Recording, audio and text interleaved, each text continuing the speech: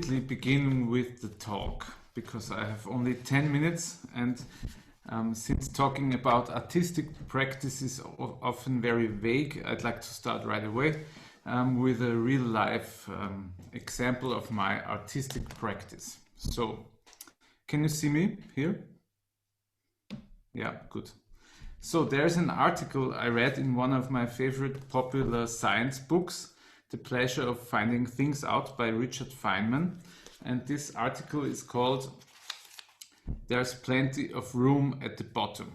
It's about nanotechnology and designing and engineering at the molecular scale, very tiny. So what would be the tiniest machine that can be constructed, or how many atoms are needed to assemble a working computer.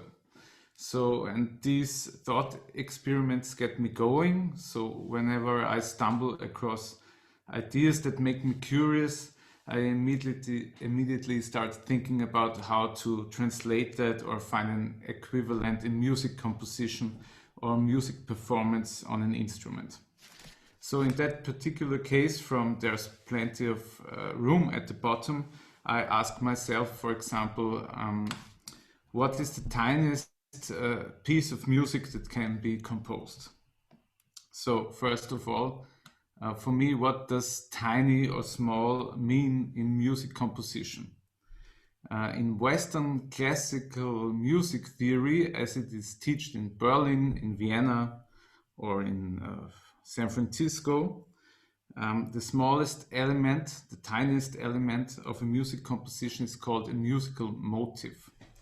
A motif is a very short musical phrase, just a few notes, a succession of notes that are used to construct a melody, then a theme, and finally a whole musical piece.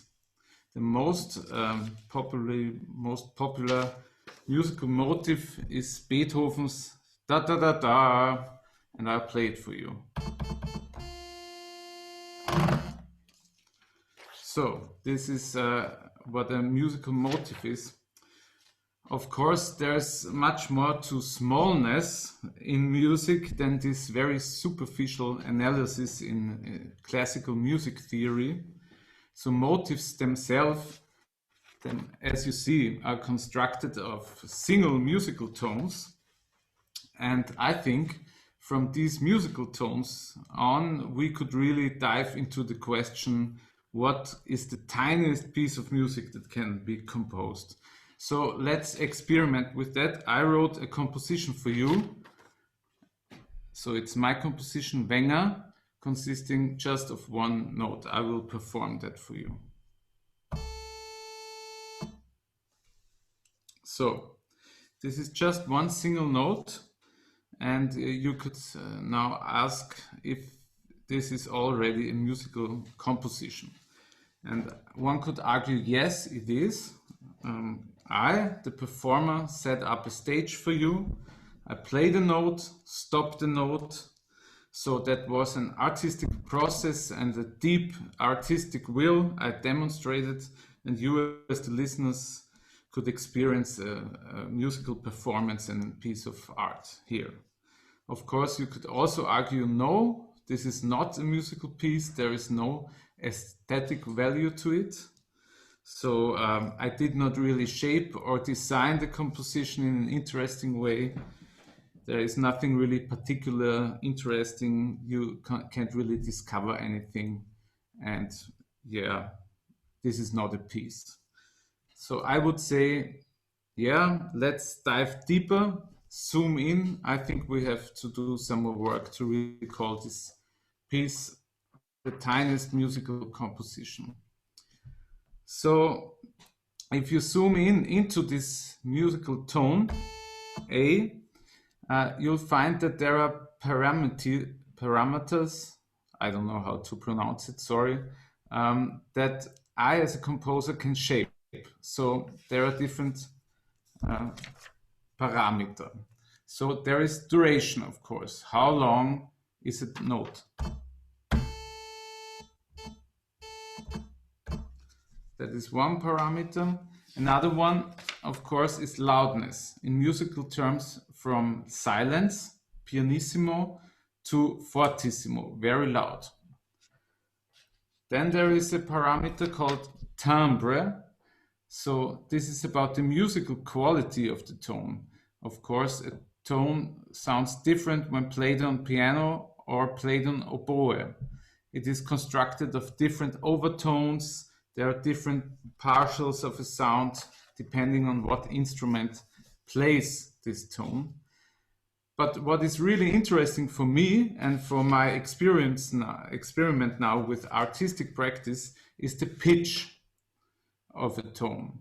So what is the exact frequency of that one musical note?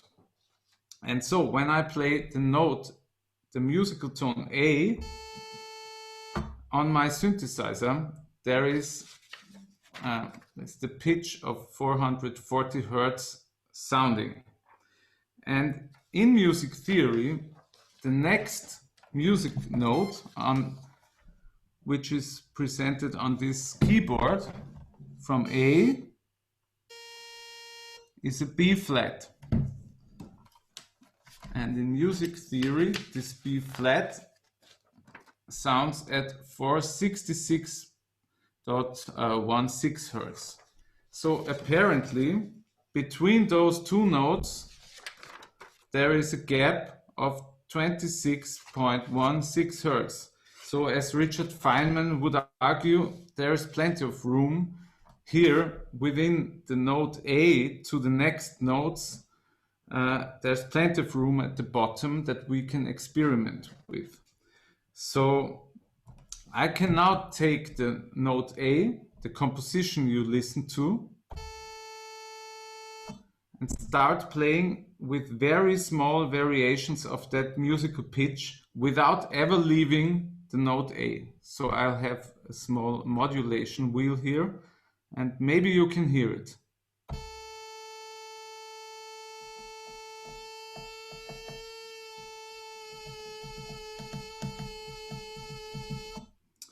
So I will stop here with music theory and experimenting, but this is where I would go on now in my practice and really start playing with these modulations, how intense to modulate, how fast. I will test it out. And my hypothesis here is now that I can, like Beethoven, make a motif of just one single note A with very small variations.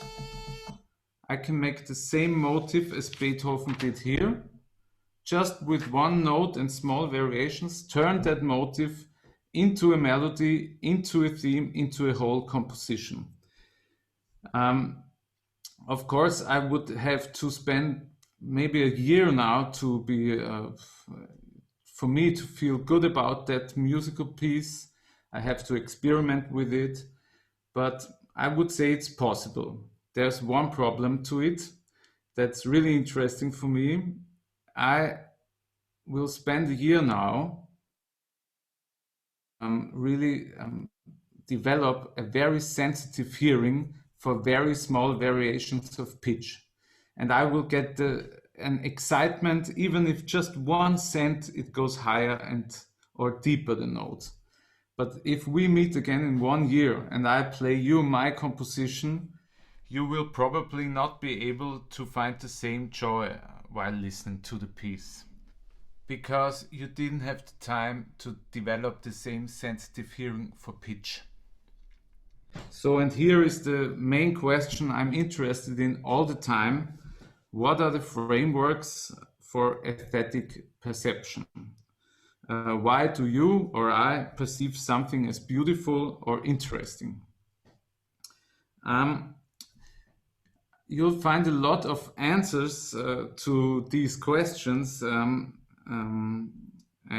discoveries I came up with in my new solo album, which is called Physics of Beauty. And I invite you to go to this webpage, physicsofbeauty.art, where I discover together with a graphic designer and developer in an interactive artwork what I just showed you, what my thoughts of artistic practice are. So, I like to work together with curious people, as I did on Physics of Beauty, work together with a designer, Alessio Scuderi, and a creative coder, his name is Gianluca Monaco, to work on an interactive art piece about physics of beauty. And I was also very curious and interested back in 2012 when I saw an article in Austria's public news station, which is called the ORF, about a student at the University of Vienna who made a movie about single molecules quantum interference. I ripped his video from YouTube and composed a new soundtrack to it and sent it to the university. A few hours later, Markus Arndt, who was back then Thomas Juffmann's professor at the university, invited me to the institute. And that's when I met Thomas Juffmann, who is also a guest today. He showed me the lab of the university, explained to me what is happening in his movie, introduced me to the wave-particle duality, and so on. And that was for me a life-changing experience.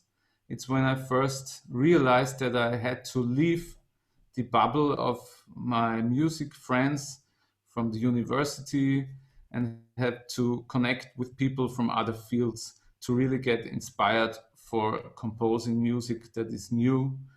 I have to meet with people who have different thoughts than I do. And that was the first time I realized it when I met Thomas Juffmann. So we got friends. And when Thomas came back 2 years or 3 years ago, I think, from the United States to Vienna, we met and he introduced me to a work he did with the SEEC Photography collective he will talk about.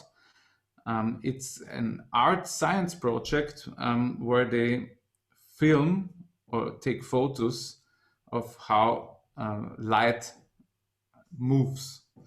And he showed that to me, and I found, despite of the very interesting physics and theory behind what they are doing with the methodology, I found also that it's a very poetic way of doing movies and taking pictures.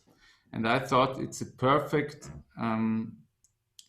pictures to combine with the music of the band I'm playing with, which was also introduced, the band 5/8 in Ehr'n. We are a Viennese soul band. We are working together since 2006 and pretty well known in Austria. We're playing minimalistic pop music, also a little bit elements of jazz music into it and soul music. And yes, we don't use drums, for example. We sing in Austrian dialect.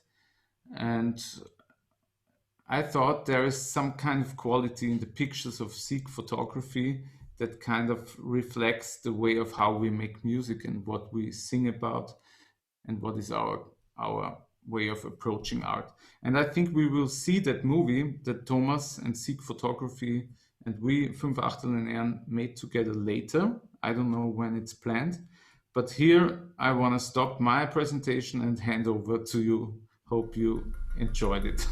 Thank you.